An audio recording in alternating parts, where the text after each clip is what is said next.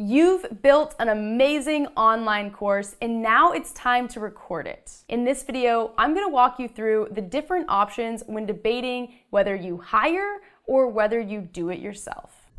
I'm Amanda Horvath and I'm all about helping business owners and entrepreneurs leverage the power of video without breaking the bank or taking up tons of their time. If you're looking to use video in your strategy this year, then be sure to subscribe and click that bell to be notified every time I release a new video, which is every Tuesday. There are several things that you need to consider when deciding how to film your online course. And the first one, I hate to say it, but it's going to be budget.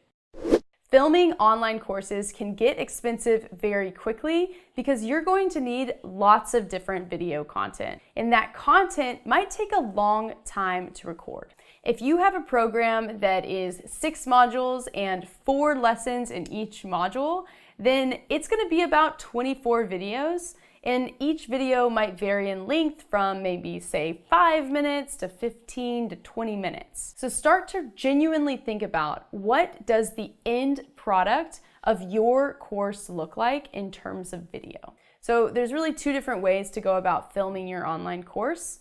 One is more of a talking head video, which is similar to this, where your audience is actually seeing you talking to the camera. And the second one is more of a voiceover and slides presentation. More likely than not, if you have to hire a professional, filming your course content is going to become expensive very quickly. Now, that second model, you can 100% do it yourself. Create slide presentations and then record your voice using a Blue Yeti mic. This is a $100 microphone. You can buy it on Amazon. And just click through your slides and talk through and teach it that way. This is also proven to be a lot more engaging to your audience because they're able to learn by reading rather than having to watch you talk the whole time. What I would consider is, have you released this online course before? If not, is it worth spending a ton of money to record your talking head videos when you're likely going to have to iterate and change that program at a later date? If you are thinking that you will potentially need to change it, then I would highly recommend filming it with the slides and voiceover option. I created an online course too, actually, and even though I can personally do video and record myself for free, I still chose to do the slide and voiceover option because it's a lot easier. You can fly through a lot of videos really quickly.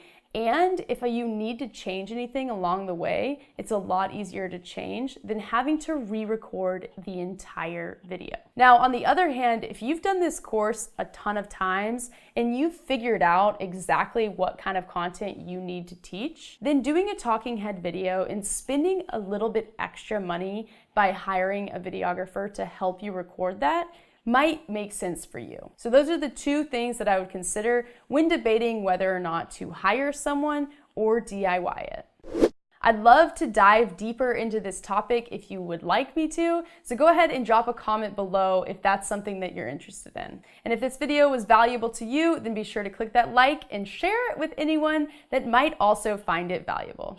Otherwise, I'll see you in the next video. How does this color look with the background? When debating, no. Several times a month, people ask me if they can. It's a pretty solid start, right? Yeah. That is a total of 24 videos. Is that right? 6 times 4? No, it is, right? No. I feel like there was one weird hand motion that I did.